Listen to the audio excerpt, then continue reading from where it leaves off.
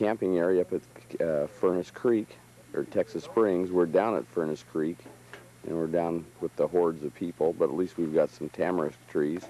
Things will be a little different this year, camping-wise. And guess who's here? We've got Jennifer again. And people are in various stages of getting up and getting primed for the day. And the breakfast people are here, and over here, the lunch people are preparing things. Bill's given a few instructions on how to put the first lunch together. So let's go over and take a look and see what he's doing. Example here. Oh, right. You have to go through line first, sort of, to grease the wheels. So they know it's edible. That's right, exactly. So we didn't like. Well, the time is really 5:41, not 6:41. I haven't set the date, and I'm not going to set the date. So everything in here for the whole week will be 1 hour earlier than the clock actually says. Okay. And this is the lunch preparation crew. Oops. The final crew. If you let them do it. Orders from Bill. Mayonnaise all over our tents. Yep, mayonnaise. We don't want mayonnaise on our tents. I've never seen a recycling place here, so I didn't know how. Okay, Jennifer, let's see your smile. You have anything to say your first morning in Death Valley? Be quick, be smart. Well, this is our setup. Instead of the usual 20 or so picnic benches, we have one. So we brought our own table, but that's still not near enough. And this is our camping situation. There's our nuclear furnace. Rapid hot water in the morning for coffee. And this is our breakfast crew. Okay, Dan, look good. Guess who got the first egg cooking detail? Right, the very first day. Experiment. And guess who's going to have the egg detail? Uh-oh. Let's see who we have coming here. We always go for a big smile first thing in the morning. There we go. Oh, yeah. We have Lloyd, Tierney, Casey. That's what we're get the word around. Don't complain. If you don't like the eggs, just don't eat them. The Ravens are here for breakfast. That's appropriately said. That's the right way to say it. Looks good to me. Kind of running. Let's have all of the proper facial expressions. Huh? It's the wrong kind. Okay.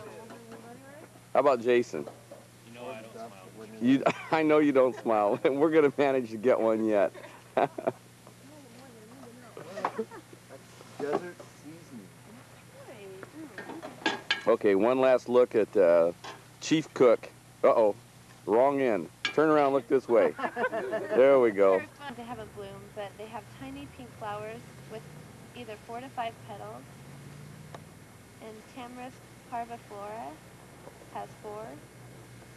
This is too early for them to bloom, but so I don't even know what the blooms look like, but it's a little too early, I think. I have some back here. Oh, do they? Okay. They live in the arid or semi-arid southwest. This area is perfect for them. They like the subtropical desert. Right here is right where they like to be. They are long-lived. They're more than 75 to 100 years old. There's no exact record yet because none of them have died since they've started taking records. And it's hard to tell how long they're going to live because they found 100-year-old tamarisk trees that have no signs of deterioration. They're just as healthy as the younger ones. So it's really hard to tell how long they'll live.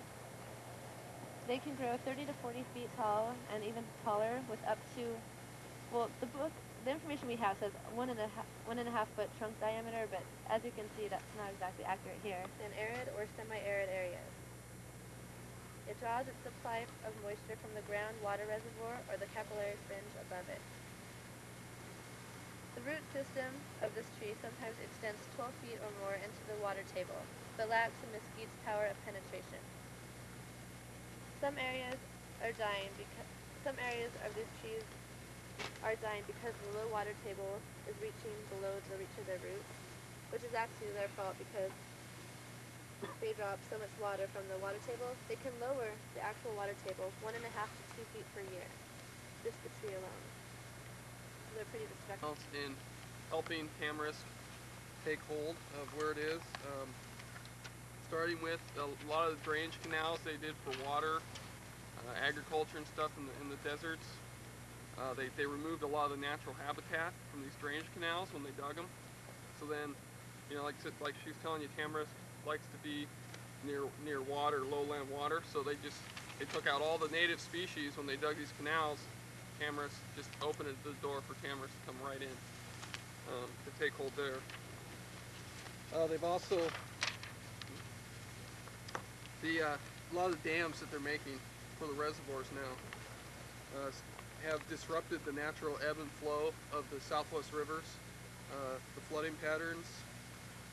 They took away that, and so what happens is it's created these moist alluvium deltas because the sediments with the dams, the sediments are getting all blocked up, and instead of flowing down the rivers, and so tamarisk again loves the moist soil like that along the rivers. So again, you know, man's helped out. Some parts of the Southwest, actually the pioneers, when they moved here, you know, tamarisk wasn't around, and they had mesquite and cottonwood. They used mesquite for fuel for their fires, and cottonwood they used a lot for both fuel, and they also used it for their houses. So they tended to wipe out a lot of the native species by cutting them down and burning them. Again, that opened the door. You know, I got all these empty spaces now where tamarisk and mesquite cottonwood, as you can see in our campground, we got tamarisk and mesquite right next to each other. They like the similar areas. So if you take one out, the other one can take over. And then of course they ignored it. I mean, they introduced it, which was, you know, that's the biggest problem they did, and then they ignored it for so many years. Didn't think it was a problem. All of a sudden, they're getting water shortages. You know, well, it's a problem for these things for 100 years. So that's part of the mystery. You know, you don't know because it's in relative history to this area. It's a very, very recent introduction. Yeah. You know, they don't know how long they're going to live.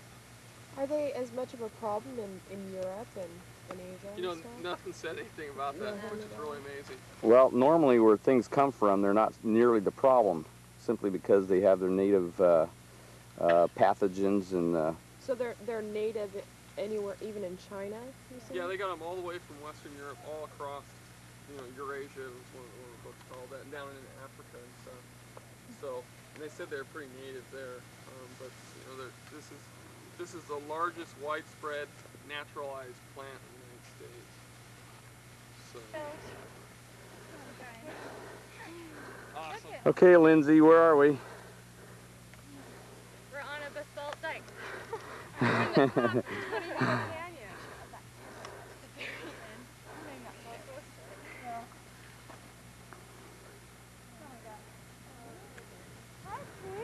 Okay, we're in 20 Mule Team Canyon, and the time will lie again. Let's see, pushing the wrong buttons. I don't even know what I'm pushing here. Okay, well, let's call it 11:09.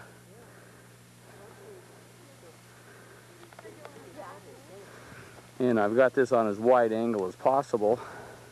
Not very good lighting today, but still we're looking right now, we're looking at the Furnace Creek formation in the foreground and the Artist Palette formation in the background, both of which are volcanic in origin, lake deposits and so on. And we'll just pan down into Death Valley, looking at Tucky Mountain in the background, and then looking straight north through Death Valley over the Furnace Creek formation here. Okay, I'm trying to figure out what the little arrow is in my viewfinder here. I hope it's nothing ominous. I think I'm going to push. I'm just pushing buttons, seeing what's going to happen. 2, 3, trying different. Nope, that's not it. That's not it. Well, I don't know what that arrow is. We could be in trouble. Okay, here's the crew again. The lighting is bad, but then so's the group. Very nice. that one. Right down below. If you stand right where I am, put your picture right through there. See?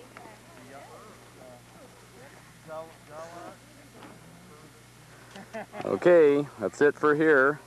Any of you people have anything you want to say?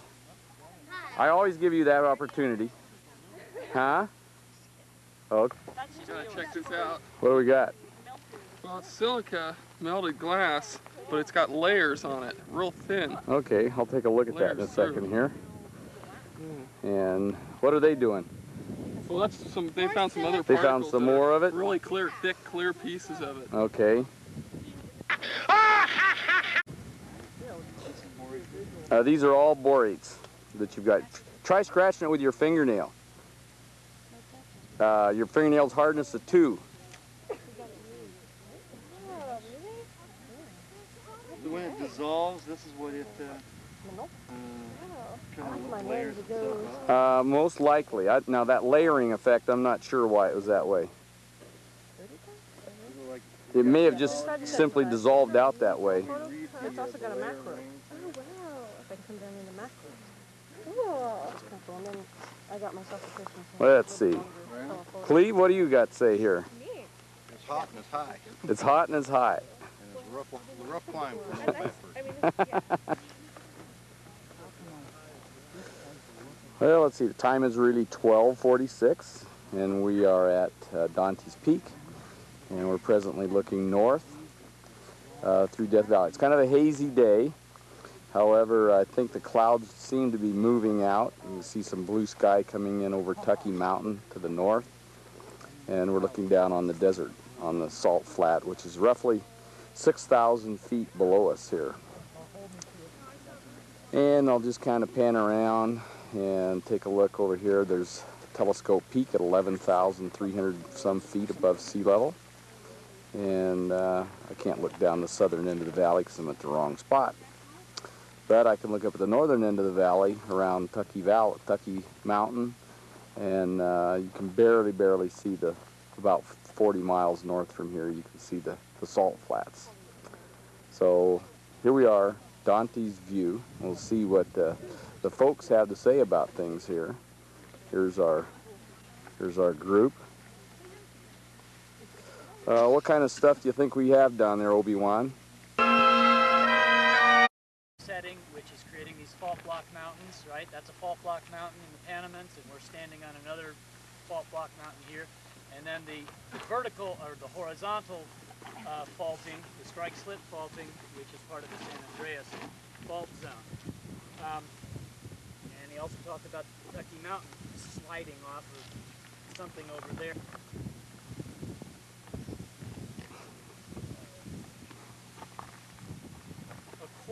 A mountain range which is formed of metamorphic rock over there, right?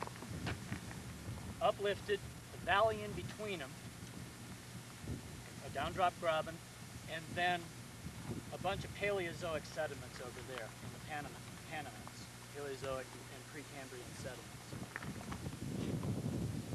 Where do metamorphic rocks form? Yeah, are they erupted on the surface of the Earth? No, they're, for you non-geologists, they're formed miles down. Most, not all of them, but a lot, most of them. And what are you looking at when you're looking at the canyon walls of the Grand Canyon? Nice, even, horizontal layers of what? Sediments, shales, sandstones, limestones. What's another? But we passed them. John talked about the Carrera Formation, the Bonanza quartzites, more sediments, more shallow ocean sediments.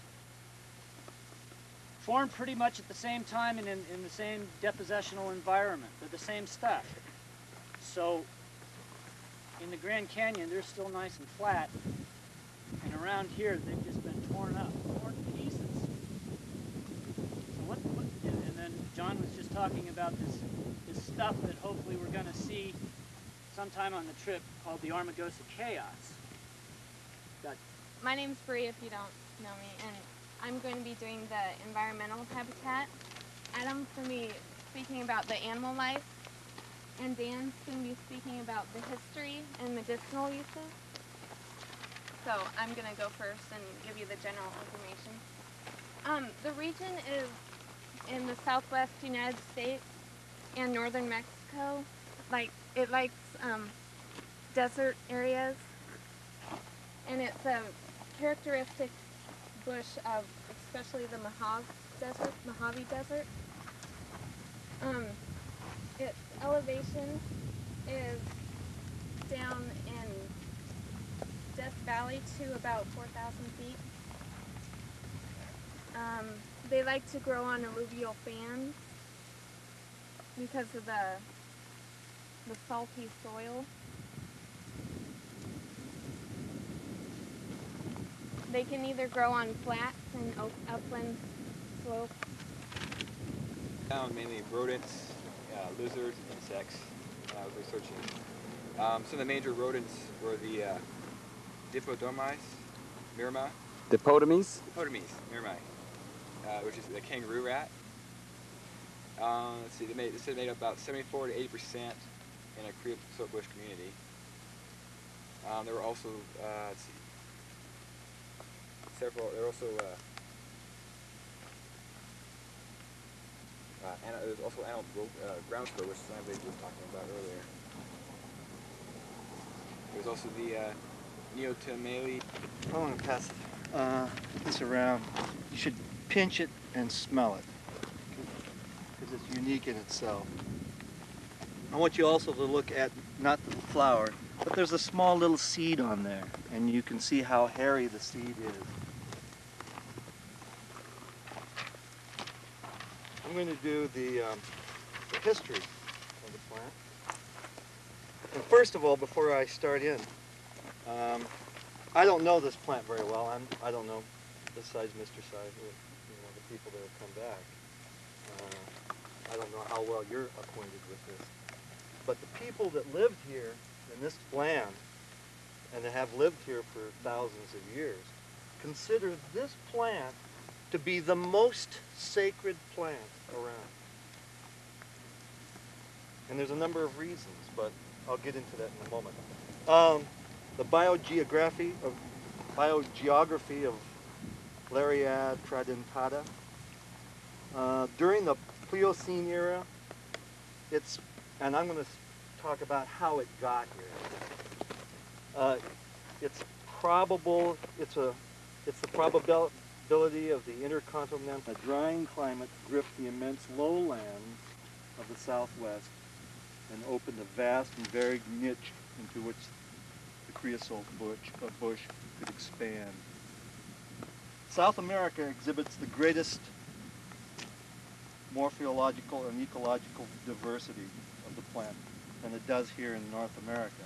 There are 4 different genuses of the Laurea in South America. Only one is here in North America, and that is the Laurea tridentata, or the creosote bush. Well, it's evident that this bush derived from the South American Laurea plants. Actually, it derived from the South American Laurea deer acata. Its transportation northward is somewhat unclear. It grows in Argentina, so it's in southern South America. And how it got to the desert Southwest is it's still open. But the most feasible possibility seems to be that an available carrier brought it up. Now, Mr. Snively spoke about this earlier, about the migration of birds. Well, if you'd noticed when that little plant went around, that seed was a little fuzzball, right? And what I'd like to show here is the bird that they think brought the creosote plant up into the deserts. It's the American golden plover.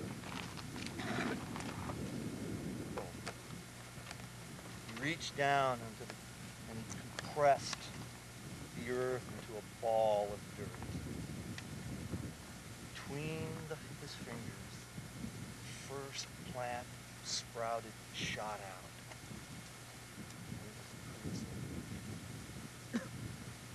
out. And then he created the first animal. And that was a small insect that lives off of the creosote bush called the lac scale insect. And then he took the insect's resinous lac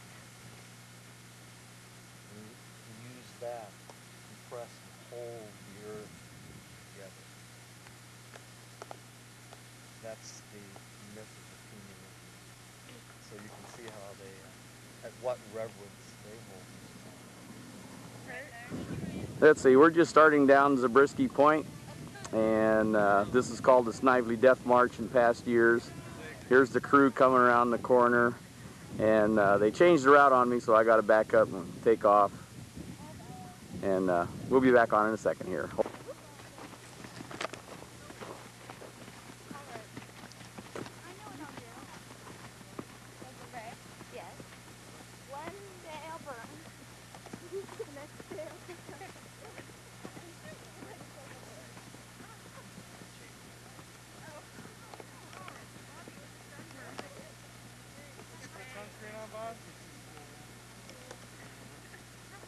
Mr. Snively, what's it called when things are like pitted and like wind abrasion? What's that called? Pitted and abraded? Yeah. Yeah, pitted and abraded. Yep. Yeah, Dan is kind of pitted and abraded, isn't he? Oh, that's cool. They're white racks.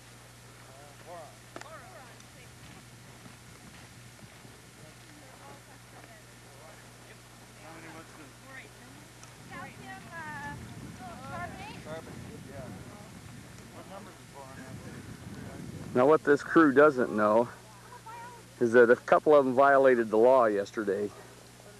I think they got a traffic ticket or something. Anyway, the law is after them. And I heard that the posse was gonna come up this draw right here, and they were pretty angry. So I don't know what to expect, but here they come.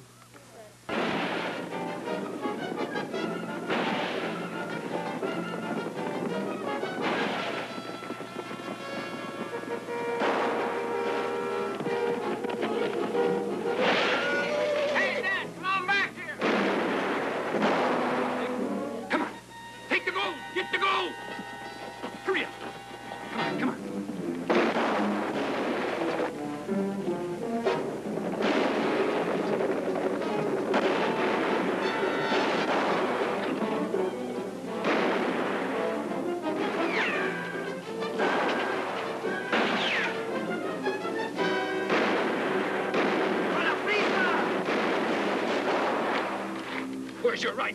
I've got it coming up. ¡Ya no disparen, muchachos! ¡No respóndanse! ¡Ándale, vámonos!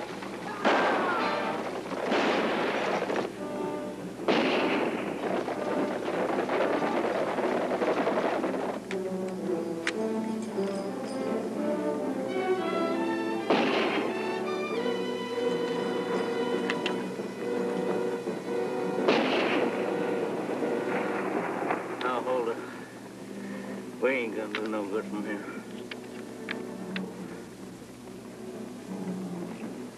I'll be stomping all over since I'd an hour.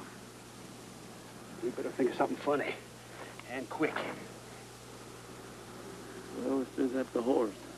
Well, what good's that? We've been hiking through. And here's our fearless hiking crew. What do you think, Aaron?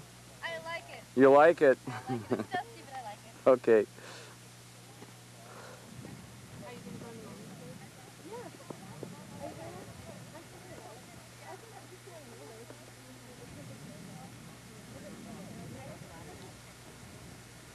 Looks like we got a couple of stragglers on the hill. Too far away for me to tell who they are.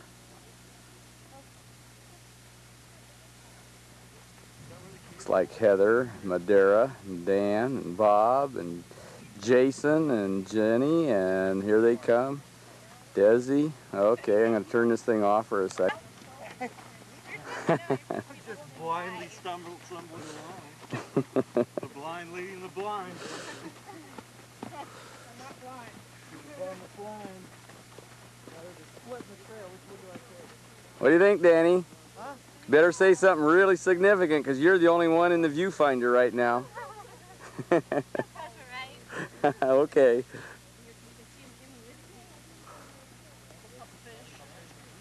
Uh-oh. Hello there.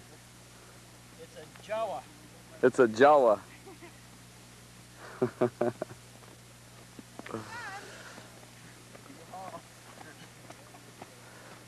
And look who's coming up last. It's Angela. There's no significance there, though. Sometimes the best come up last.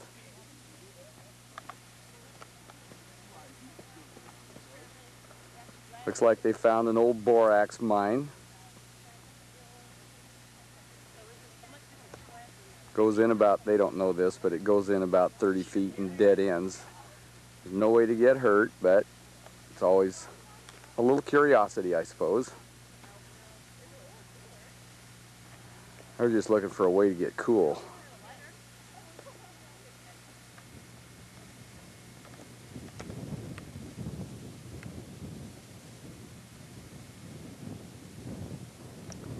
Here comes the crew. Time is ticking away. It's really, what, 4:17 in the afternoon. And we're still working on this little hike.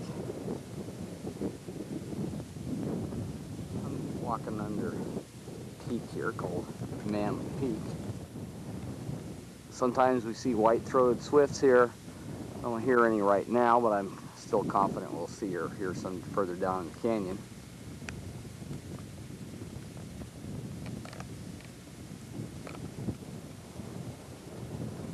This is a Clackamas Community College class strung out for a quarter of a mile.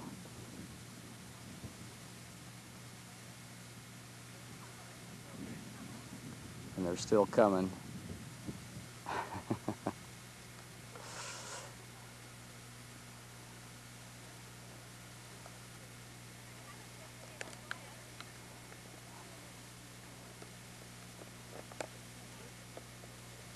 Here's Aaron. Aaron likes to be smoking along here, but he's always got a smile on his face. Aaron, take him down there a couple hundred yards and pull him to a halt for me. You're free to say anything you like as you go by, as long as it's civil.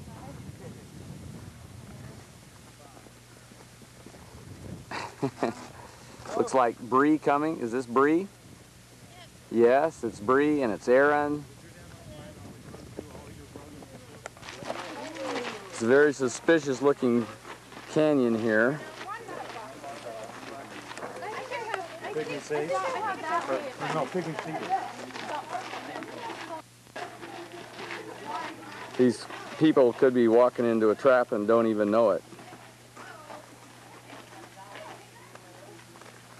That's why I was stopping for you. You never know what's waiting down there. We got surprises. Lindsay, you can explain to everybody what you just discovered. What'd you discover? Desiccation cracks. Desiccation or desiccation? Desiccation. What are they? We'll look up here. Dried up lake bed. Dried up lake bed. Upside down. Upside down. This was once what? Like a playa? Yep. All right. Right in the sun. So, mud exposed to the sun, dried out, formed desiccation cracks, turned upside down. Oh my gosh. What are those little critters named that hide in these canyons? Oh, What are they? Not chuckwallas. Yeah. Jawas or something? Jawas. All right. Well, we better watch out. This is March 23rd. That part's are properly correct. And this is breakfast. With Chief Breakfast Crew, Jennifer, Mr. Bill, who was up at 5 o'clock this morning, Dana, who, let's see, Dana, well, at least she's up. And who else is over there? Adam, Adam was on duty this morning. Madera was on duty this morning. And let's see, we've got your basic eaters like Lisa, who, let's see, Lisa is just going to sit and eat and pretend like I'm not talking to her. Okay. And then there's Jenny, who's also pretending like I'm not talking to her. Okay. So anyway, this is the morning. We're going to head for Titus Canyon, I think, today.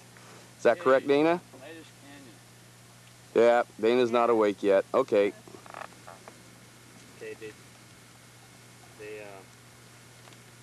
there's some plants that are symbiotic, and this means that they work with other plants or animals actually. Pretty. 8 o'clock, of course.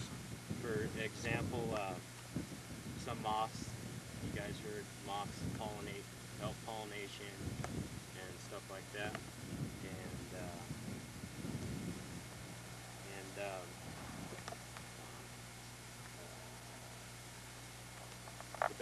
That's important to them because sometimes there's a long time without rain and not much rain.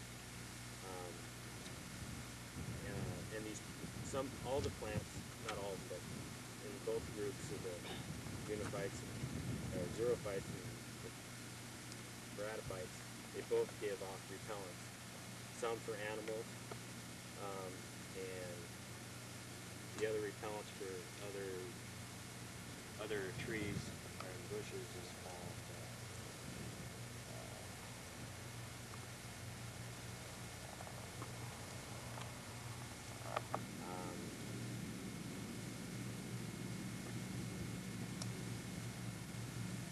you got your fairy rings too, which the fairy rings, you guys saw an example of this too. Cuticle on a plant. It's a waxy coat that reflects the light so the plant won't dry out. It's a waxy coat called the cuticle. Color. Darker colors absorb light. Lighter colors reflect light. So the plants would either have a lighter color reflecting light for the plant not to dry out. Hairs reflect light. They also make less evaporation and dead air space. The leaf size of the plant, if it's a big leaf, it absorbs more light, so the plants would need to have smaller leaves so it won't dry out. House, each room is 12 foot square. Each room has an outside door, an outside window, wood floors, wood ceilings, and plastered walls. It's a comfortable home, bigger than most of them, and about 20 degrees cooler in there than it is outside in the summertime. Maybe even today, I don't know. But anyhow, most of the bottles in the house are beer bottles, but there's a lot of sarsaparilla, Worcester sauce, Snyder's preserves, Hiawatha Springs mineral water, patent medicines, wine, you name it, we'll find it in there someplace. Before we go around to look at the house, I'll give you a little bit of history on the town. The town was was started because of a gold strike by Shorty Harris, 2.5 miles over here. He picked up a piece of green rock and it had a couple of hunks of gold staring at him. He thought it was just like a bullfrog winking at him, and that's how this got to be the Bullfrog Mining District. Harris wasn't the quiet sort. He dashed into gold field. By the time he got out of the bars there and headed home, about 3,000 people followed him home. So then we had 3 towns down here. Bullfrog, Bonanza, and Amargosa. Not necessarily in that order. They kind of moved around. They were tent cities. Then somebody comes along with a tent and a keg of whiskey and sets up on the corner and you've got a saloon. Somebody else comes along with a tent and a typewriter. Sets up on the other corner and you got a newspaper. Now when you had a newspaper, a saloon, and $1 million gold mine, you had a city.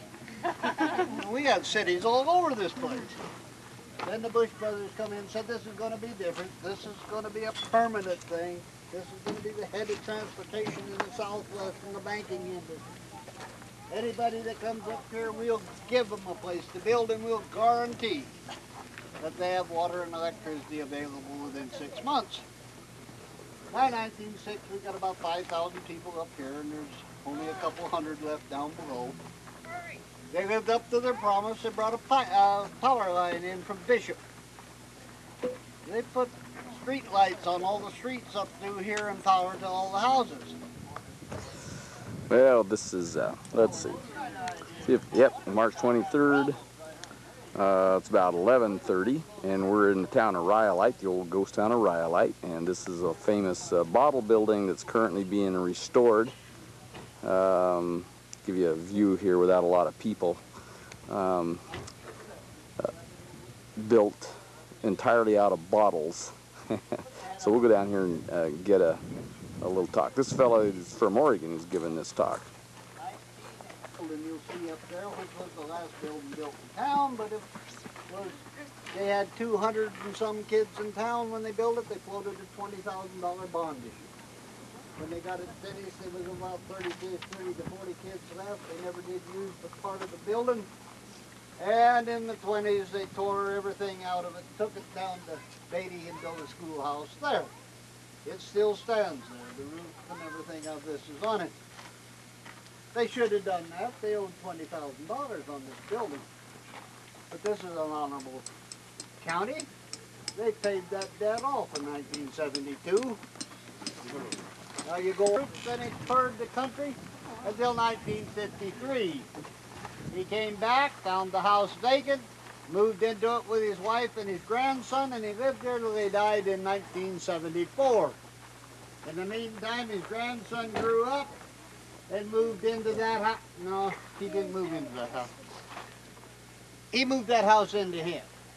The only reason that building's here is because it wasn't here. Western part of North America are ghost towns like this that were built because somebody thought there was a lot of gold somewhere, and they needed a town to support the operation of mining gold. Now, the reason that I think this is important is that people have been hunting for gold for centuries in North America. I'm sure you know that in 1620 there was a colony founded in Jamestown. What you probably don't know, their empire was virtually built on it. And the Spanish spent years running all over North and South America hunting for gold. The gold rush was not the California gold rush. It was actually happened in Appalachia. And it has its own little history. It was not a real big gold rush, but it was important in the area in the time. And well, let's see. Let's do a little time deal here. It's about 2:10.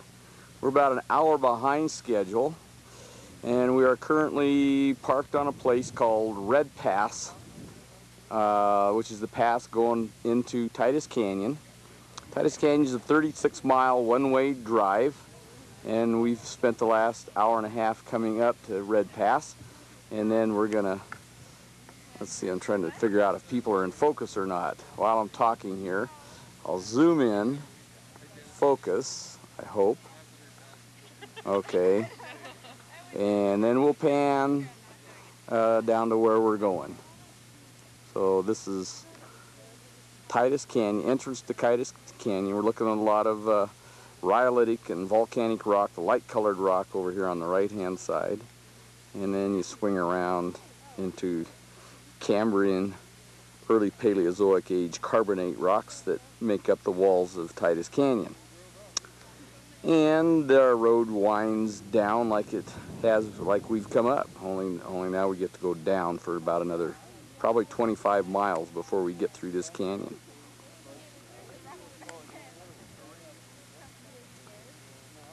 Pretty spectacular place. We lucked out. Nobody was up here in our parking facility. It holds about maximum 3 or 4 places. I think I'll go over and take a picture of where we've been driving from, so I'm going to turn this off and walk around. Okay, this is the road we just came up.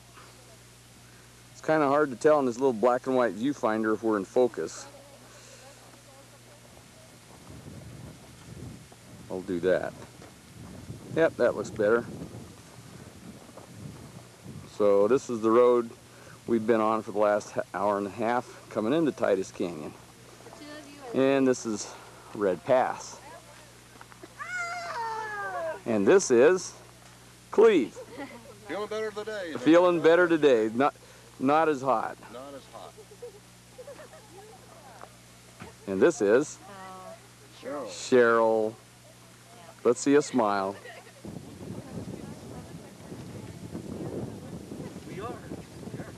Excellent subjects. What a place to be doing a little schoolwork. I think I'd rather be in P164. No. Yeah, but I haven't seen one Gary Larson. I don't know if You I have can to live figure out a without way to bring Gary Larson next time. Some of the evidence that they found for these early inhabitants are scrapers and semicircles of stones that they theorized was their houses or partial shelters. And most of those are on the lake terraces. There's nothing from that age lower than a lake terrace. That would be considered a period called Death Valley 1.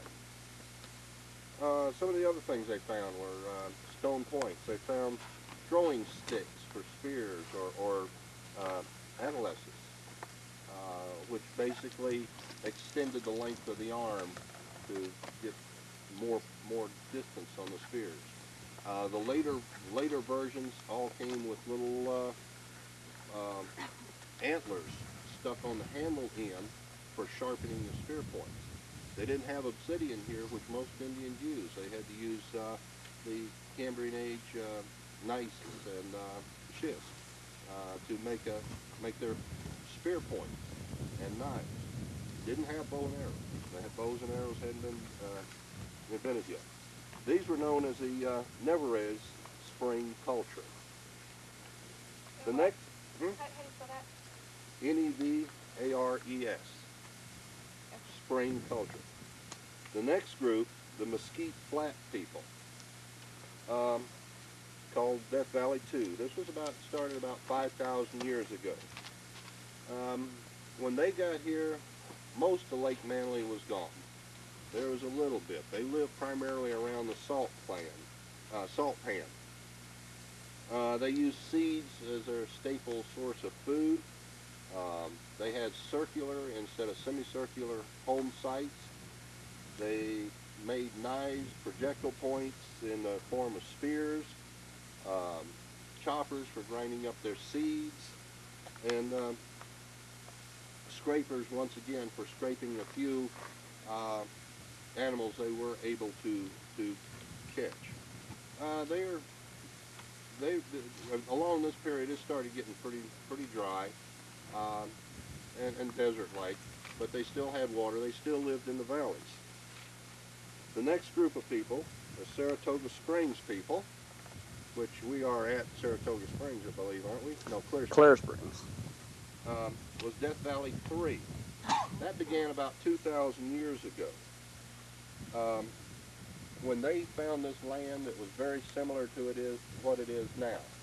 But to them, it was home, because it wasn't any more different in Death Valley than it was in the other valleys over the big. If I can hit the right button here. Oops, wrong button. Oops, oh no, wrong button, wrong button, wrong button. Now, here we go.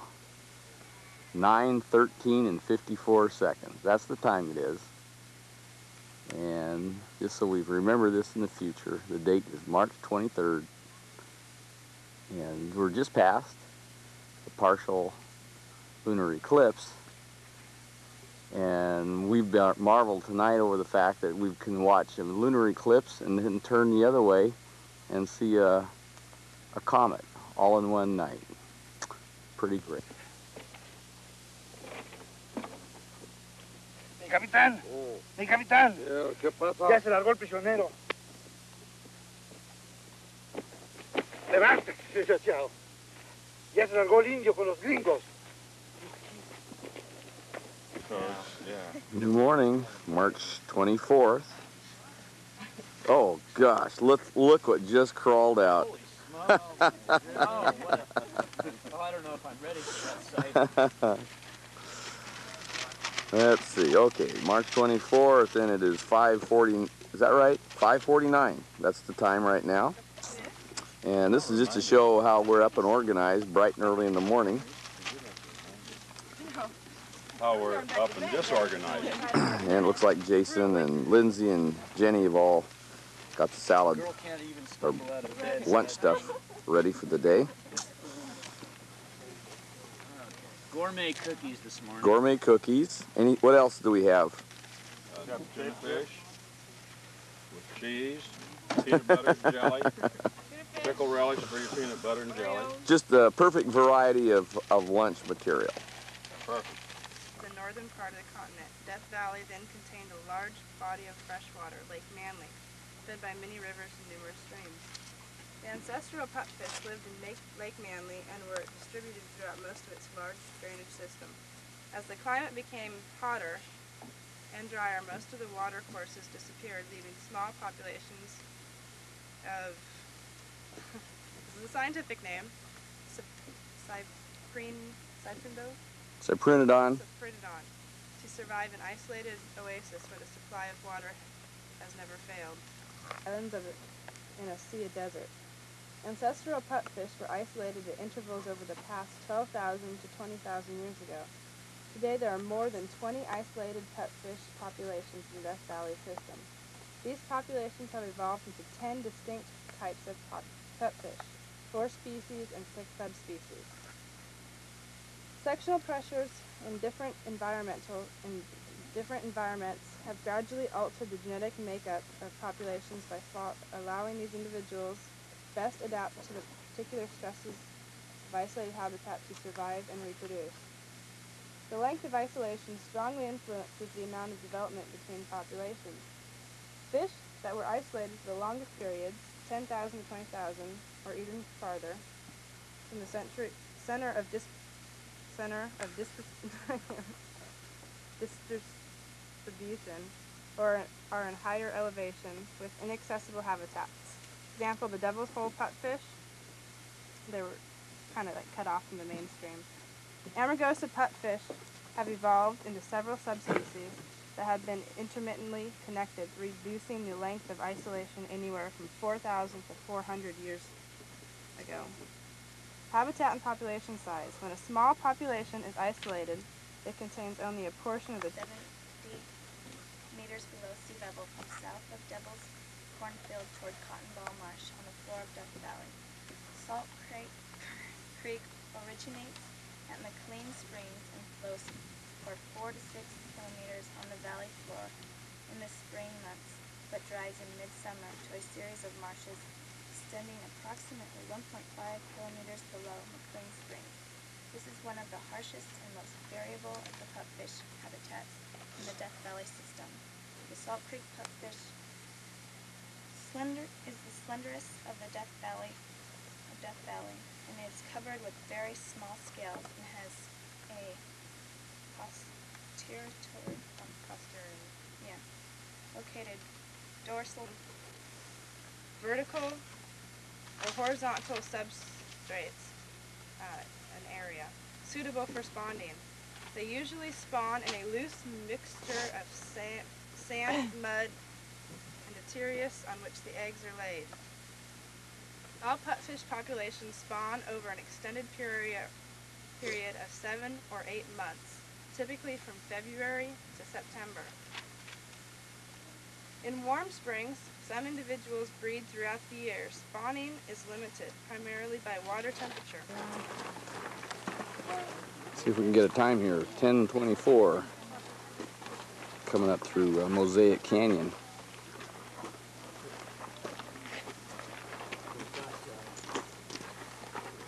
2s, 3s, 5s, and 7s. And Pinus monophylla was a result of a mutation that occurred that caused only one of the needles to sprout from a double-needled pine. They are common in pinyon and juniper woodland, and they are the characteristic vegetation of the southern Rocky Mountains, Rocky Mountain foothills, the mesas of Colorado Plateau, and the mountains of the Great Basin.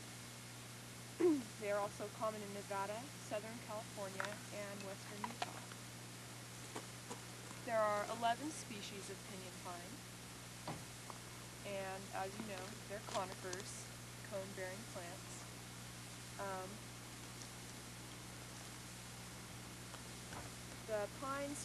The earliest known pines appeared 180 million years ago. And 60 million years ago, during the Paleocene, there was a great drought that lasted about 30 million years. And many of the drought-resistant plants that you see in the desert now are a result of that, of the adaptations that arose to deal with the heat. And the pinyon pine is one of them.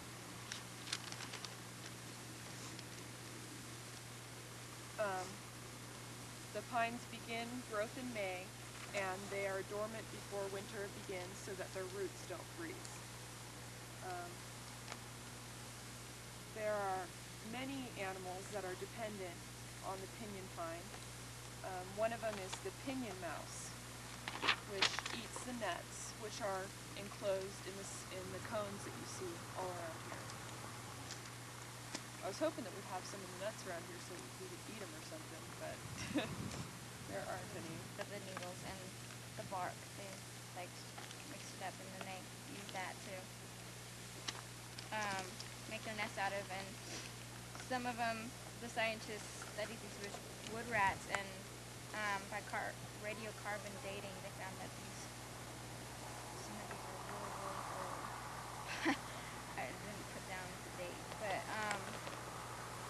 they found these really, really old ones in Yuma, Arizona, and for some reason I didn't write down the date, but they said it was the oldest ones found. From what I read, they use, there are these nests made by pack rats that they found in caves, and they contain, some of them are so old because caves are such dry conditions that some archaeologists are very interested in, because they can, pack rats, as you know, just pretty much pack anything they can find interesting into their nests, and so they found all kinds of fossils and bones and stuff of different species that were thousands of years old, I'm sure. Yeah, that's what I'm going to go over the native uses, and mostly I found things about Navajos and Pueblos, which is in Arizona and New Mexico. The book that we have is mostly on them, but I found some stuff on some of the Paiutes, the northern Paiutes, and the Shoshone people. But first, too many tribes, not even my own, I'm Navajo, and the pinyon pine had many different uses, and it's in a lot of our tribal origin stories about how the earth was created, how everything was brought here. And for us, it was, kind of have to go into detail here. We believe that there was 4 levels, and the people emerged these different levels, and then they came to this level, and the squirrel had brought the pinyon with him, and he planted it for the first peoples that were here. So that's all I can really tell you, because we're not supposed to tell our stories in the form of really picture. I found Navajo uses for this. We have these shade houses that we build in the summer, and the poles are, made out of the, I guess you can say the woody part. It's kind of like a frame. It's kind of a triangular shade house. You got 2 poles, and it kind of goes at an angle in the back. And these are live, and they plant these trees around them and cover them up so that it's like natural. It's alive. It comes back every year, and so that's our shade houses. And also we build our hogan poles. If you know what a hogan is, that's our houses that we live in. They're circular. They're usually 6-sided. And our roof beams and handles for tools. And we have, we're known for our weaving. So our looms were made out of pinyon, usually. And we We also had turquoise and silver jewelry, and we would make glue out of the pinon and melted like sheep hooves, and made a mixture, and that made kind of a gluey thing, so we could set our turquoise inside the silver. The Hopis used this same kind of a glue in a way to glaze their pots and to seal them together. You know, if they had broken or cracked or something, they would use it to seal it. And then Engelmann, E-N-G-L. And unfortunately, we won't be able to see one because it grows at very high elevation. But a description is that its bark is reddish brown and it's rigid. Its twigs are light orange with black long tufts of foliage. But they're only at the tips, the black foliages. And its leaves come in bundles of 5. And each leaf is about 1 to 1.5 inches long. And they're stout and curved, and they're dark green in color, with a line of shining on the back.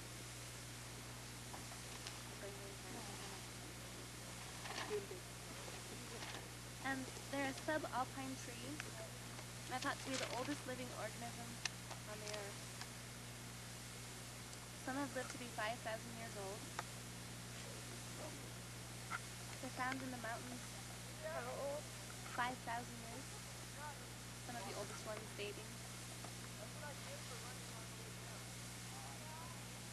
And they're found in the mountains of Colorado, Utah, Nevada, northern New Mexico, the desert range of eastern California, which includes the Panamint and White Mountains, and also the San Francisco and the mountains of Arizona.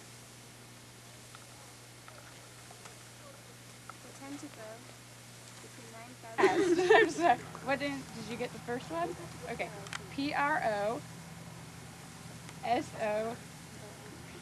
It's really 714. Glandaglosa.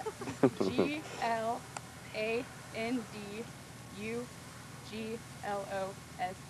What was the second one? Glandaglosa. No, the second. Honey. Screw bean. Scrooby? Yeah, screw bean. Okay, the honey mesquite is a deciduous tree. Has smooth foliage and twigs. The bark of the trunks are thick, dark, reddish brown, furrowed.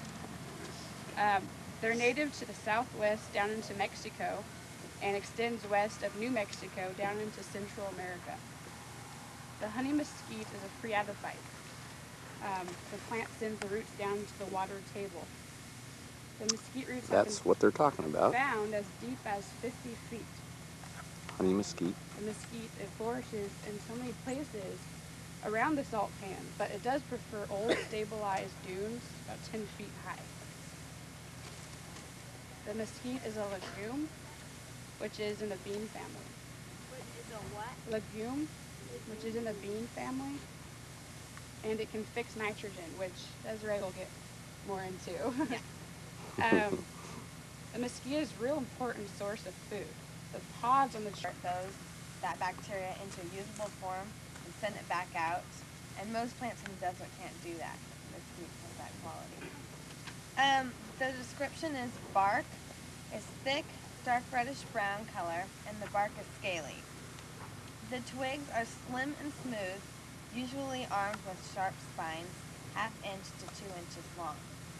There are 12 to 30 crowded or spaced deciduous leaflets on each branch, and each leaf is 1/4 inch to 2 inches long. The flowers are minute, fragrant, with greenish and white petals, 1/2 as long as the 10 free stamens of the flower. The flowers are also all bisexual. The pod is flat, or it can be roundish. It's also straight, or it can be curved, depending upon the type of mesquite. The pods are 4 to 9 inches long, 1/4 to 1/2 inch wide, and there are 10 to 20 light brown seeds in each pod. And there's a sweet pulp inside the pot too. To the Native Americans, it was used for many things. They used it as a game called kickball, and they played it. This game was played by the Papago. I think I said that right. Is that right? Mm-hmm. Papago. Papago. And they're Native American, and they played with spears of mesquite wood. The paddles of mesquite, that's a different kind of use. One for the body. The other one? Which one? There's NaCl, KCl, and magnesium, right? Uh-huh. Okay. What's magnesium? What about fluoride? That's Cl. Oh. Fluoride? No. What do you think, Lindsay? This is pretty crazy. Pretty crazy? So, fluoride? You're in the chloride zone. Fluoride? Chloride zone.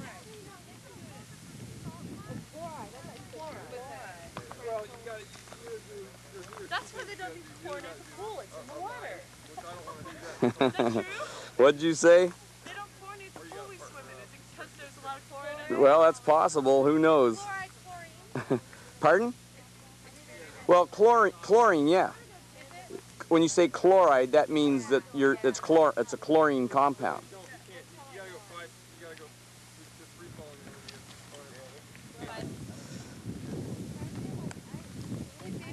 Well, what do you think, Tierney? I think it's pretty cool out here. Can you taste it? Very salty. What's that? He tasted it. What'd it taste like? Crud. Crud? That's table salt. Table salt. Pure salt. Not here.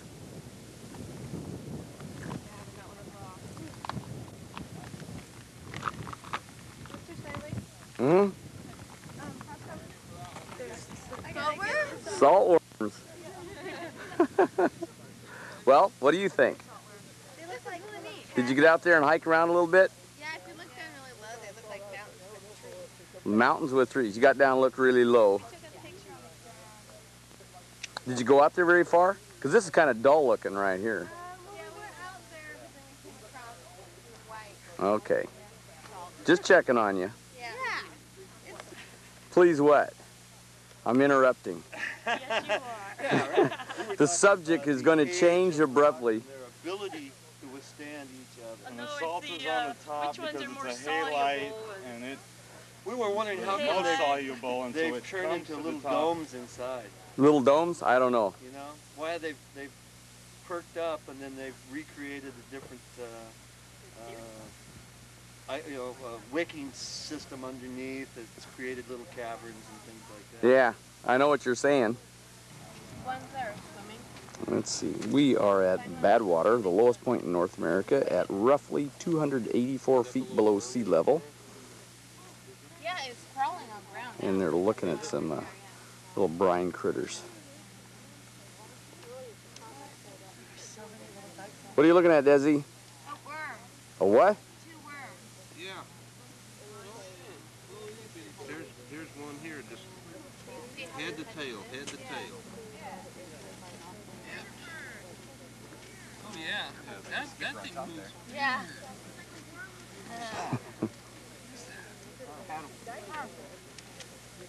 Yeah, they paddle, they crawl around. Strange. So what are they? Are they nematodes or are they annelids? Annelids or are they platyhelminthes? Hey, you're rolling those terms off pretty good. I'm looking at something, but I don't know what. That's so bizarre. That is so cute. Right there. The worms are crawling like Well, there's some little worms, but they move by curling their bodies back and forth, tail to head, and then they do it the opposite way. What are they called? Look how this guy's moving. Oh. Isn't that strange? Oh, that is kind of weird. I don't know. Worms that wiggle. Casey, What? where are we? Badwater? Badwater. What's significant about this place? You have to say it loud?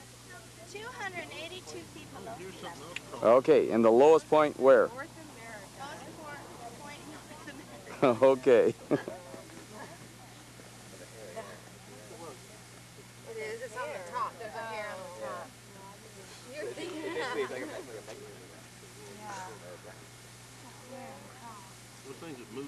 People are finding plenty of things to keep them occupied here. There is quite a community of critters that live in this. As a matter of fact, the Park Service has a little brochure on the animals that live in this bad water area. It's right at the water table here. I forgot to tell people that. Obviously, that's why the water is here.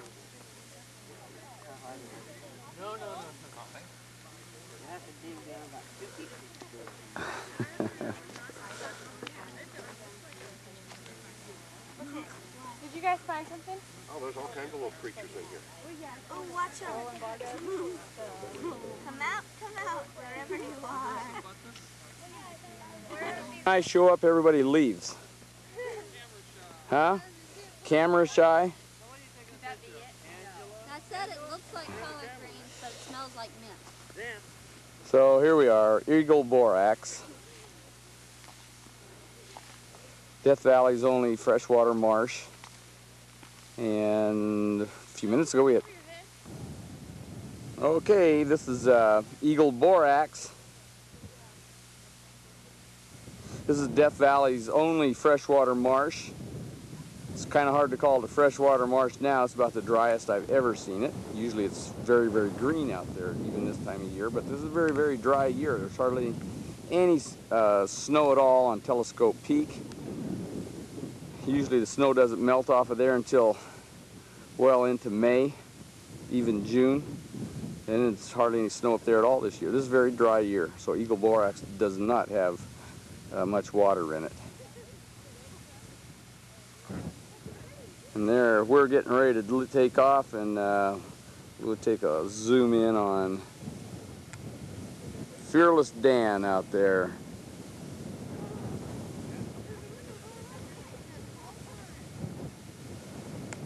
In the foreground, you can see the black nature of the soil where they've removed the tamarisk trees in the past from burning and herbiciding and chaining. They cut it down, did everything, waged war on the multiple fronts. And this is the way it's looked for the last 20 years. Nothing's coming back, although tamarisk is coming back out in the swamp, though.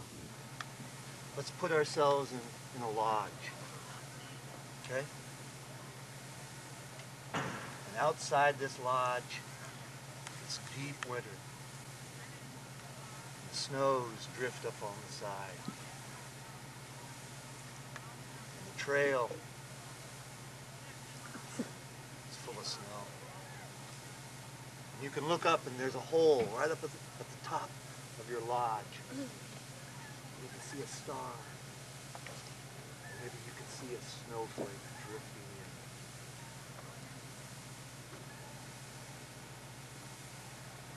And you sit by the heat and the warmth. You feel a certain amount of comfort. And they'd be busy. And they'd curl up their little noses at you. There in front of you was the giant, great river floating along, flowing, logs, masses in the water. A mouse. This was so much greater than he had ever seen. He was so overwhelmed with the greatness of this river.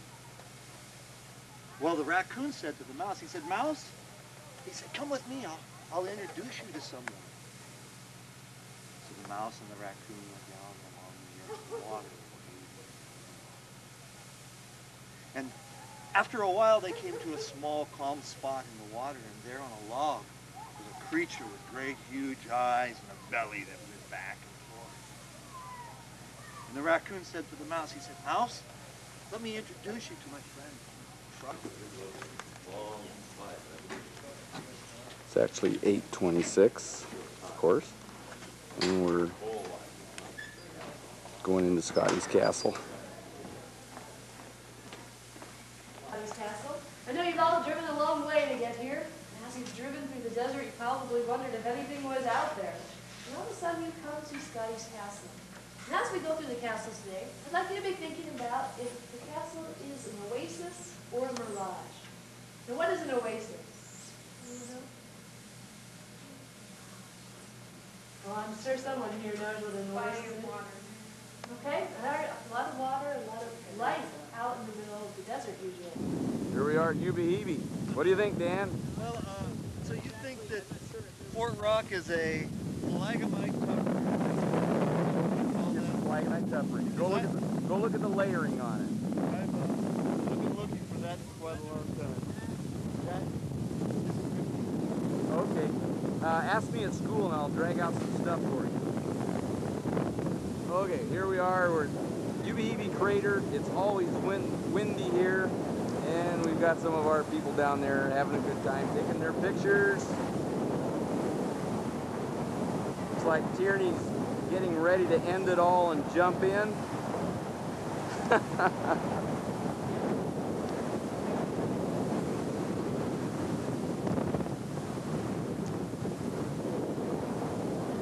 Well, we'll take a look, see what it looks like here.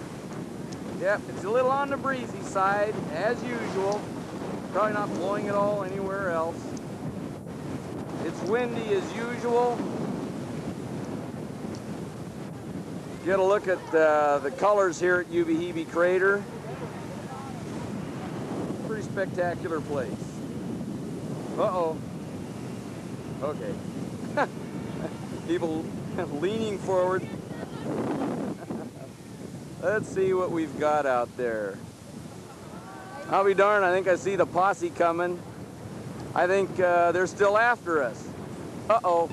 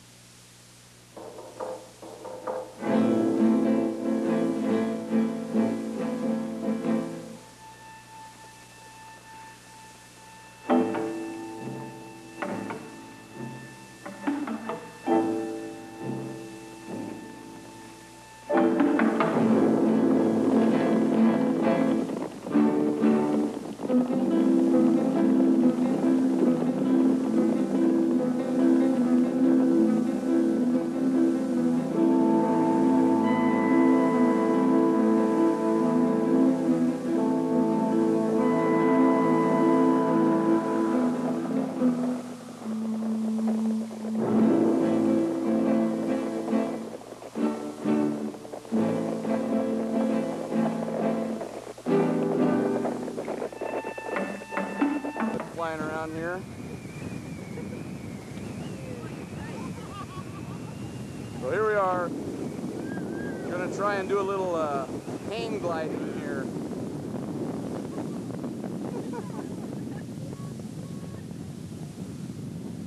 Okay, Dana, let's see ya.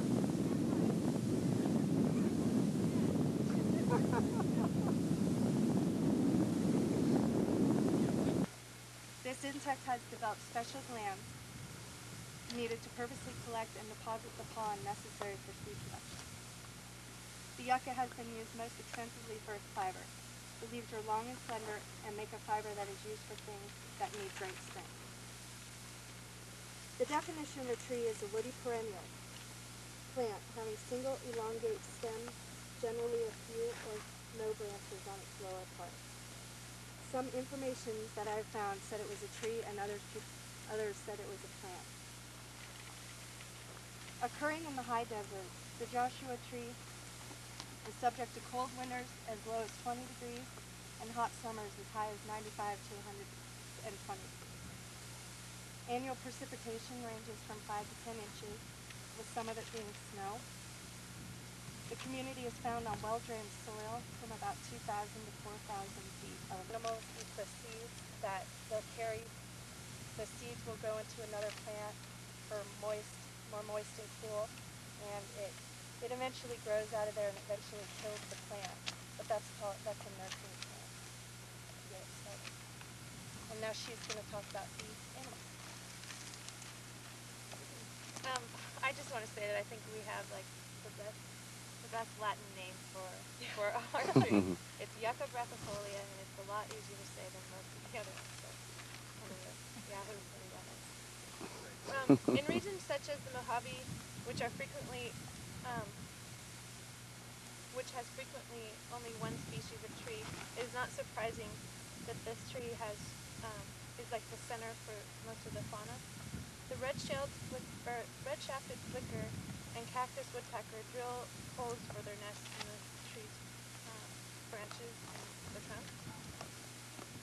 After these are abandoned, then they may be taken over by screech owls, bluebirds, bewick wrens, logger-headed shrikes simply utilize the tree to perch on the branches and look for their dinner. So, with the long fibers of the trees, the Scott oriole suspends its nest from the branches of the Joshua tree. Wood rats often climb the trees and gnaw on the spiny leaves and then make their nests out of it, like the pack rat. One animal that's rarely leaves the Joshua tree is a desert lizard. The species is, now I might get this wrong, but because of their nocturnal habits and because it's confined to yucca trees, it formerly was thought to be a very rare animal. At least it was rare in collections. This lizard is reported to change colors when it's exposed to light, so it kind of turns a drab color that resembles the desert. As we heard before, Joshua trees and yuccas are stiff-leaved evergreen shrubs. The stiff leaves have very coarse fibers, so the foliage of many yuccas have been used to make cordage and rope and that type of stuff. Some yuccas have grass-like leaves and are used for filling in cushions for chairs and pillows. Mr. Snively wouldn't let us bring pillows, so if we would have camped up here, we could have used yucca leaves and stuff in our pillowcase to make a pillow. It doesn't seem that it would make a very, very good pillow, but I think it would actually probably be better for couch stuffing. Roots of certain yucca species can yield a fatty substance, which is used as a soap in some countries. During World War II, they did a study to determine the amount of material that could be harvested from a yucca forest like we're in right now. The way they did this, of course, is they took and they cordoned off marked off 7.5 acre plots. They clear cut them, and then they took the material from them and weighed it, and then from that they determined per acre how much material they could harvest. That's the profitable yield was determined to be 400 pounds per acre. This was the modern approach to using the yucca. Early Southwest Indian cultures and early Mexican cultures used the yucca for baskets and cloth and other things. Fibers and twine found in Canyon del Muerto were determined to be yucca fibers that were approximately 2,000 years old. Lumber made from the trunks of Yucca brevifolia, the Joshua tree, was used to support the roofs in some ancient cliff.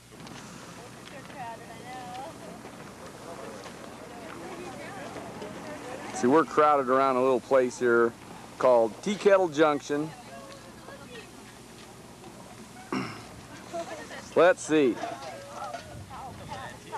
We're just kind of checking out the tea kettles.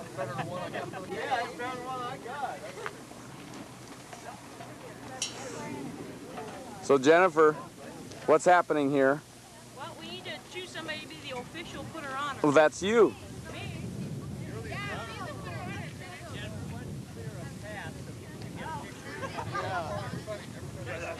This is the official putting on ceremony at Tea Kettle Junction with the Clackamas Community College Tea Kettle, which is an annual affair.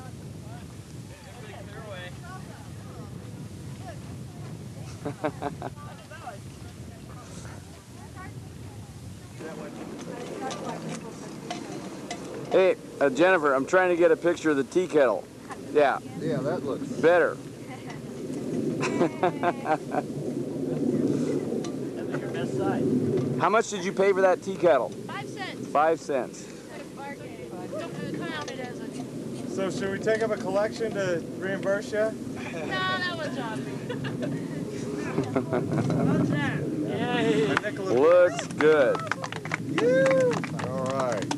Good job. The brand new 1997 CCC tea kettle. How many of these have we put up over the years? About 6. Say it again. Has anybody plotted the position one of these came back after some event and documented it? I see differences almost every time I come here. Jason's trying to get out of gotta get Jesse behind you. Trying to...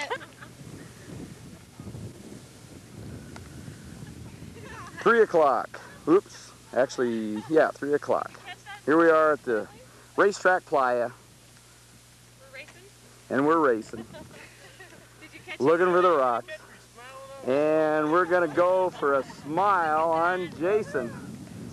That direction. Some of them circle. Some of them said that they made a circle of 50-foot diameter. And ended up 4 inches from where it started. From where it started? What's really impressive is to see this later on when the sun is low, and then you can see the tracks really well. Are we going to be here? Well, we're an hour and a half ahead of normal, which is kind of good.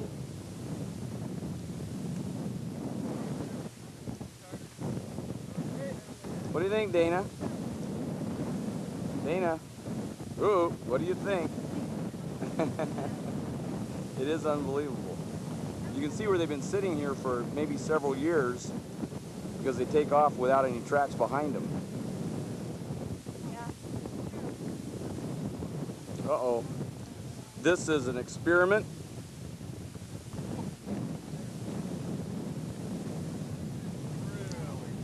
It's really slippery.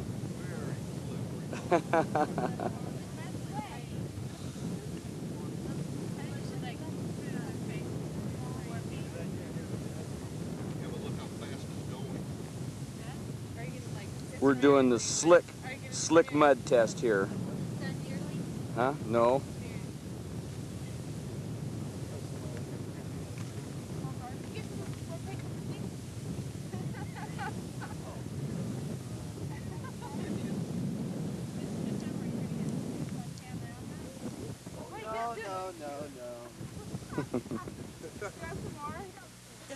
Huh? Changed his mind. Hey, Yeah? Prophecy. What? Uh-oh, looks like Tierney. Is that Tierney? Yep, Tierney. Huh? And? Kelby.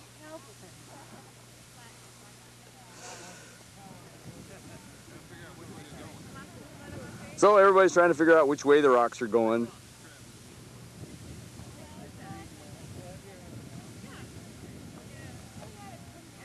Uh-oh, it's Lisa. Lisa's smile. Uh-oh. Is that a big one for Colliers? You can zoom in on that one.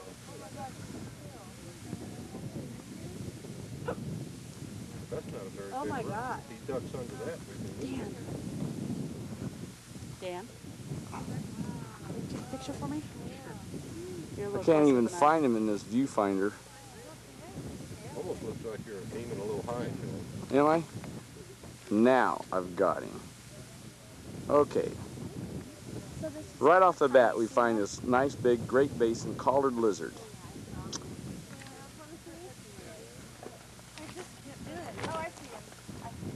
I want to see him run.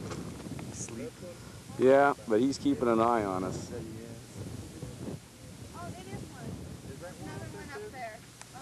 You see another one? Is that another one up there? The white rock right in the middle, and then go to the right. Yeah. There's another rock right on there. What one?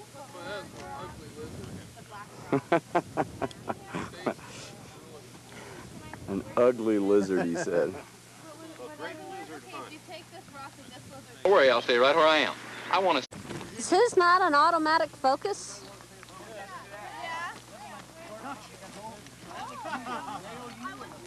I know, but that was too close. That was too close. Yeah, that's too low for you. Too close for you, for him and... Dana, let me see that pencil.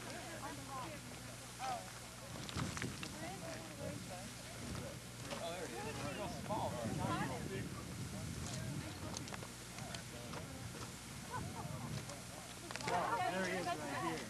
You hollered? You want to see him again? Scorpion's right here, so don't walk in. Yeah.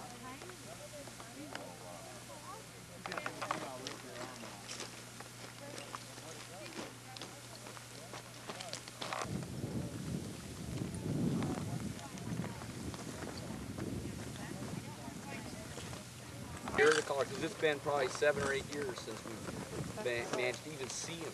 And here you saw two in a few. Yeah. Those scorpions, is that a baby or is that No, that's the size. Is it? Wow. Yeah, no. I always thought they were like, And they well, there's different sizes. That species will get a little bit bigger. Does it? And Huh? that has little The snakes. Texas color lizards are beautiful. Come up. And do I know these colors? At least I know it doesn't like Yeah. with regular Oh my god. And how when do they attack you? When you're near them or? Oh yeah, yeah. So this one can crawl out at any time and bite me. No. One of the things you don't want to do is leave your shoes outside your tent. Right. Oh, I did. No, I did. I'm alright. Yeah. Good catch. Good catch. We did good. All right, let's catch a side one. Okay, that's Oh, let him go. Okay. You ready to let him go? Yeah. Wouldn't that have been freaky if we'd overturned it?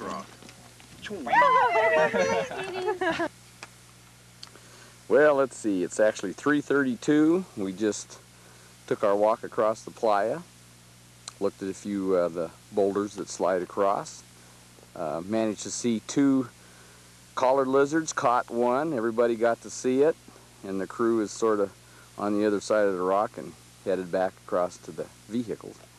And when we get there, we'll take a drive down to this little feature, this little Inselberg in the middle of the playa, which is named the grandstand, and we'll take a walk out there.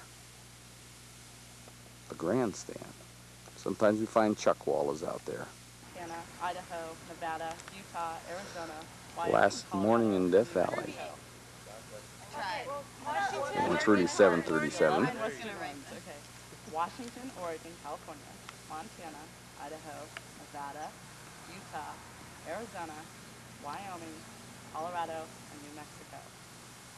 And they have 90% of the federal land, not including Alaska. Who's involved in this is the Department of Interior, which includes the Bureau of Land Management, BLM, they're the biggest player, U.S. Forest Service, and the U.S. Fish and Wildlife. Also, the Government and County Office is involved in this, and then, of course, the ranchers and the Department of Agriculture, cows and sheep, which the bovine is Boxcars, and the sheep is the Ovis domesticus. The BLM has about 270 million acres, which accounts for about 1/8 of the U.S. Under the BLM is another thing too that she'll hit on more. It's the animal damage control, which they basically do predator, potential predator, and food competition control. And what they do is there's 2 main effects they have on the desert. First is desertification, which increases the soil heterogeneity in semi-arid lands, which makes the soil and air temperature go up and the amount of nitrogen in the soil go down. They also compact the soil and cause runoffs, and which leads to loss of ground foliage. And the biggest problem they have, though, is in the riparian zones, which is the water areas, which account for less than 1% of the whole western area, which is also where 75 to 80% of all life live in the riparian zones. And the riparian zones give filter for water through the soil, shade, and vegetation, and the cows cause erosion, widening of and shallowing of the streams, less dissolved oxygen in the water, an increase in sediments and pollution in the water, evaporation, root damage, algae blooms, which can also lead to an increase in bacteria such as coliforms, fecal coliforms, and fecal. They didn't work for many people, and so the 16th through the 18th century, or the 1600s through the 1800s, they were bringing all these millions of cattle and sheep were breeding and just going crazy, and they brought them all up in the western states. And then in the late 1800s, throughout all this time, they were starting to like say, well, we need more room for our cows and sheep, and so they started getting rid of buffalo, because the buffalo were like your main competitor for the grasses and food. So in the late 1880s is when the last of the major bison herds were wiped out to provide room for the cattle. The mid-1800s, the public rangelands, by the mid-1800s, the public rangelands were already severely overpopulated, and then that's why by the late 1880s they were saying, let's get rid of the buffalo. In 1934 there was the Taylor Grazing Act, and that created a couple of agencies to manage the lands, which were called the Grazing Service and the General Land Office. And they were supposed to manage about 160 million acres of federal land, but they eventually dissolved into the BLM because the government didn't want to fund them, or they decided they didn't have the money to fund them, so they just turned into like part of BLM. BLM is Bureau of Land Management. And since the 1880s, ever since cattle have first, taken their hold on the West, the stockmen who own them and graze them have tried to get the public lands turned over to private ownership, saying, well, technically they're our lands because our cows are on them. And they've been trying really, really hard to get them turned over to either themselves or their sheep or cattle interests. Like the Cattlemen's Association would say, well, we'll manage these lands. It's a nice spot for you. What do you guys want to know? I see. You need 3 things to have a sand dune. Anybody want to speculate what they are? Sand. Easy one. Wind. And No light. a location or an obstacle to make that wind drop the sand so that you get an accumulation, right?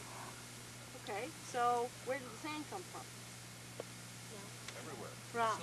Rocks that got crumbled and... Okay, rocks that were eroded and ground up. Where specifically in this great valley that we've been in? Lake shoreline. Lake shorelines? Where else? Where else is sand made? Riverbed, stream, deposits on banks. So what happened to the lake and all the rivers that were around here? A lot of them. Dried up. So what happened to the sand that was there? Blew away. Blew away. Blew where? Here. Okay. Why is it here? Have you guys been paying attention to this valley? What it looks like? Comes down, it's straight, and then it forks off a little bit, right? Why is the sand dunes right here in the middle of the fork? Because there was some resistant rocks here that sheltered. I guess what I'm asking is, you said there has to be sand. So we said the sand came from the lakes and streams and rivers. Where's the wind? What directions is it coming, and what are the obstacles? Yeah? So the wind stays along the edge of the canyon? Winds come down from the edge of the canyons. The wind goes... How many different directions of wind might we have here? 3. 3. Coming south through the valley, coming north from the southern end, and through that canyon that we came down through. When 3 different winds come together, what's going to happen? The sand's going to deposit. So this is permanently stuck here. You know this stuff easy. Okay. What else want to say? There's different shapes to dunes and different types of dunes. My van, I've been quizzing them. They know the 2 different types of dunes. Dana, what are they? Stabilized and... Stabilized and active. Active or unstabilized. Okay, an active dune is, by definition, doesn't have any vegetation and can still move. It's free to move, being blown by the wind. Stabilized has been fixed in place by plant. So what are you sitting under? A semi-stabilized part of this dune. Most of our dunes are both, have portions of them that are stabilized and portions that are active. If you look out, back there you can see it, the middle of this is still an active dune. But it is not moving because the winds are keeping it in one spot. Okay, Jennifer, what are you doing? Oh. Time it is 7:09. And we're taking pictures. This is March 28th. We're on our way home. Here we are on a place called Manly Bar, which everybody knows about. Pliocene Lake Manly. What's that? Okay, now we're going to ask everybody a question here pretty quick. Because you were all at the visitor center, and you remember what happened to the first party that came through Death Valley. They were stuck here, the Bennett camp. And when they were saved by Manly, who went to San Francisco and took them all up over the mountain, came into the valley and got them and pulled them out of the valley. They all turned around and looked back at the valley, and what did they say? We ain't got no budgets. Hear it in unison. Goodbye, Death Valley! All right.